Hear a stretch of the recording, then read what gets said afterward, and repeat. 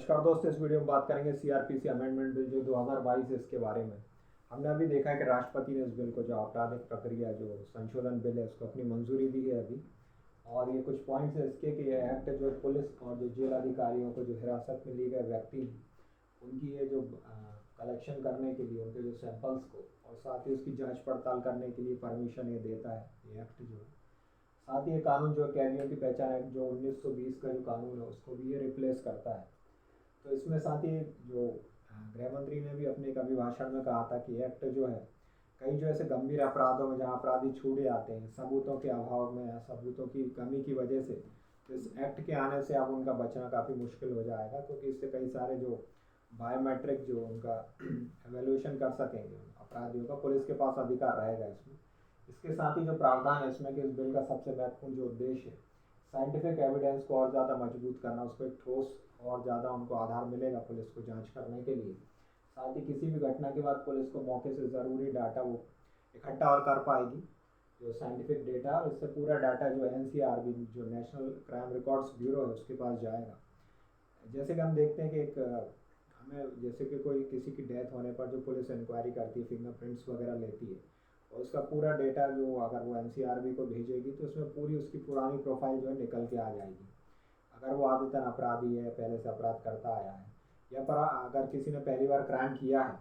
तो भी उसका डाटा जो फिर आगे के लिए उसके एनसीआरबी के सर्वर पर जो सेव हो जाएगा, पुलिस को आराम से फिर आगे के लिए आसानी हो जाएगी इसमें, और किसी की इसमें निष्ठा का उल्लंघन भी नहीं होगा। तो ये बात की इसके बारे में। साथ ही जो ये कानून जो है 75 साल तक, 75 ईयर्स तक एनसीआरबी को डेटा जो अपने पास रखने का ये अधिकार देता है, क्योंकि इस बिल में प्रोविज़न किया गया था कि एनसीआरबी ये वैसा कर सकता है, और इसमें जो स्टेट पुलिस है और जो यूटी की जो पुलिस है, यूनियन टेरिटरीज़ की, वो इसमें जांच करेंगे और वो डेटा जो है वो दे देंगे, एनसीआरबी के पास रहेगा इसमें, और एनसीआरबी उसको अपने लिए वो प्रोटेक्ट करके रखेगी, उसको सेव करने की जितने लंबे टाइम के लिए वो सेव करके रखेगी, और साथ ही फिर वो आगे उसको नष्ट भी कर सकती है, उसके ऊपर डिपेंड करता है। साथ ही पीएम मोदी ने भी अपने एक जो अभिभाषण में कहा था कि जो स्मार्ट पुलिसिंग का जो कॉन्सेप्ट दिया था, स्मार्ट में उन्होंने बताया था कि जो उनका स्मार्ट से मतलब स्ट्रिक्ट, और एम से मोबाइल या जो उसका और ए से बताया था अलर्ट और आंसरेबल पुलिस की बात की थी, आर से जो रिस्पॉन्सिबिलिटी से बात की थी कि टेक फ्रेंडली पुलिस हो, टैलेंटेड हो, और साथ में जो एक ट्रेंड पुलिस की बात की थी। साथ में और भी जो उसमें कई जो बातें बताई थी जो उसके आधार पर के, जैसे सिटीजन्स के लिए रिस्पॉन्सिबल हो, या फिर जो सिटीजन्स भी उस मतलब पुलिस से घबराए ना जब भी उन्हें कभी कुछ लगता है, या जो उसके संबंध में कि उन्हें कोई शिकायत करना है, तो फ्रेंडली साथ पुलिस के जो बिल्डिंग्स वगैरह रहती है उसका स्ट्रक्चर वगैरह सही हो। साथ में सबसे ज़्यादा ज़रूरी कि जो क्राइम पर कंट्रोल हो पुलिस का, तो इन सबको मिलाकर एक स्मार्ट पुलिसिंग का जो कॉन्सेप्ट पीएम मोदी ने भी इसके बारे में बात की थी, तो ये जो है कहीं ना कहीं उसको आगे जाके पूरा करेगा उस चीज़ को।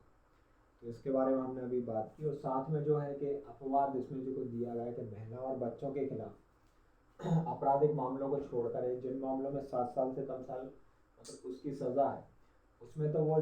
बायोलॉजिकल डेटा वो कलेक्ट कर सकते हैं, लेकिन दूसरे मामलों में जो आरोपी जो अपना सैंपल देने से वो मना कर सकता है इसमें। साथ ही ज़रूरत इसकी क्यों है, क्योंकि साल 1980 के दशक के दौरान जो लॉ कमीशन ने अपनी रिपोर्ट में कहा था कि ये जो 1920 का एक्ट है इसमें संशोधन का कुछ बदलाव का सुझाव दिया था। साथ ही सुप्रीम कोर्ट ने भी एक केस में जो यूपी सरकार बनाम जो राम बाबू जो मिश्रा केस है, उस केस में भी इस केस मतलब इस एक्ट में संशोधन का सुझाव दिया था सुप्रीम कोर्ट ने भी। साथ ही साल 2003 में मलिमत कमेटी ने जो 1920 के डेटा को जो और ऑथराइज करने के लिए मजिस्ट्रेट के पावर को और ज़्यादा उसका दायरा बढ़ाने का सुझाव दिया था। मतलब इसमें जो डीएनए सैंपल लेने के साथ साथ बालों का, जो सलाइवा का, और ब्लड सैंपल भी कलेक्ट करने का उसमें सब ऐड किया था इसमें। साथ ही एम और अगर इम्पोर्टेंस की हम बात करें तो इस कानून के लागू होने से अपराधों की जांच में और ज़्यादा तेज़ी आएगी। हम देखते हैं काफ़ी समय लग जाता है, तो कहीं ना कहीं उसको और ज़्यादा स्ट्रॉन्ग करेगा, न्याय प्रणाली को भी मजबूत करने में काफ़ी और हेल्प करेगा इसमें। कानून का उद्देश्य जो है आपराधिक मामलों में दोष सिद्धि दर को और ज़्यादा बढ़ाना है। उससे ये है कि हमने देखा है कई जो मामलों में अपराधी जो अपना अपराध करने के बाद मतलब बच जाते हैं, क्योंकि सबूतों का अभाव में, सबूतों की काफ़ी कमी रहती है। जैसे कि मर्डर अगर किसी ने मतलब किया है लेकिन उस पर चार्ज नहीं मतलब उस साबित नहीं हो पाया है सबूतों की कमी से, तो उसका रेशियो करीब 44% के आसपास, या रेप जो किया है जिसने तो करीब 40% हमारे देश की बात जो हम अगर करें संदर्भ में, और अगर किसी ने हत्या का प्रयास किया तो लगभग उसका रेशियो 25% के आसपास होता है। अगर हम दूसरे देशों की बात करें जो साउथ अफ्रीका वगैरह है, ऑस्ट्रेलिया, अमेरिका में इसका रेशियो करीब 85-90% के आसपास तो रहता है। तो हमें कहीं ना कहीं इसको दोष सिद्धि को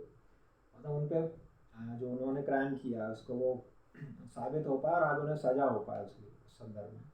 ये हमने बात की। इससे जुड़ी हुई जो कुछ चिंता है कि निस्ताराधिकार भी भंग होगा, मतलब राइट टू प्राइवेसी की जो बात करता है सुप्रीम कोर्ट, क्योंकि पुलिस को कई जांच के बारे में उसे कई ऐसे अधिकार मिल गए हैं, तो कहीं ना कहीं पुलिस जो जो उनका जो और प्राइवेटली यानी उनको और ज़्यादा उस पर जांच कर सकती है, उन पर कई ज़्यादा अधिकार रहेंगे, उसका कहीं ना कहीं मिसयूज़ हो सकता है। और अगर अस्पष्टता की बात करें तो कुछ थोड़ी क्लैरिटी की कम है, क्योंकि उसमें अपराध के संदर्भ में अन्य व्यक्ति की बात की गई, तो अन्य व्यक्ति का दायरा क्या रहेगा तो इसके बारे में भी क्लियरिटी नहीं है। साथ में जो संदिग्ध व्यक्ति की बात की है तो उसकी भी पुलिस उसका सैंपल ले सकती है, मेजरमेंट ले सकती है। कहीं ना कहीं लोगों में इस कानून के बारे में अवेयरनेस की भी कमी है, उनके इतनी जानकारी नहीं है, तो कुछ मामलों को छोड़कर बाकी लोग पुलिस से वो मतलब पुलिस अगर जांच करती है तो उसके बारे में वो मना भी कर सकते हैं, लेकिन अवेयरनेस की कमी की वजह से तो उसका भी मिसयूज़ हो सकता है कहीं ना कहीं। तो ये हमने बात की। साथ ही पहले जो प्रयास किए गए हैं साल 2021 में कर्नाटक असेंबली ने भी साल जो 1920 का जो कानून है उसमें बदलाव करने की बात कही थी, और जो उस समय भी जो कई सारे और ब्लड सैंपल वगैरह डीएनए ये सब ऐड किया था, और कर्नाटक के गवर्नर ने ये इस बिल को राष्ट्रपति के पास भेजा था, लेकिन इस बिल में आगे कुछ फिर आगे कार्रवाई नहीं हुई, मतलब राष्ट्रपति की तरफ से मतलब शायद साइन नहीं हुआ अभी। और जो अपडेट आएगी मैं इसमें आगे आपको वो अपडेट करूँगा आगे के वीडियोज़ में। बाकी तमिलनाडु गवर्नमेंट ने भी साल 2010 में जो कैदियों की पहचान के लिए एक बिल ये भी अधिसूचित किया था। और अगर हम और आगे की इसमें बात करें तो जांच प्रक्रिया में जो मॉडर्न टेक्निक्स का भी हमें उपयोग करने की, उसको बढ़ावा देने की ज़रूरत है, क्योंकि बीते कुछ दशकों में क्या हुआ है कि आर्थिक सामाजिक तौर पर कई बदलाव हुए हैं। आधुनिक तकनीकों का भी हमें उस तरफ जाना होगा और आगे बढ़ के उन चीज़ों को एक्सेप्ट करना होगा, तो बहुत ज़्यादा ज़रूरी हो गया वो। साथ ही में लोगों में भी इस कानून के प्रति विश्वास बहाली हो, लोगों का विश्वास बढ़े, और जो कुछ क्लैरिटी की कमी है जो उसको भी दूर किए जाने की ज़रूरत है। तो ये बात की हमने इस बिल के बारे में जो कानून बन गया है सीआरपीसी अमेंडमेंट बिल जो 2022 है उसके बारे में। कैसा लगा आप बताइएगा कमेंट्स। Thank you.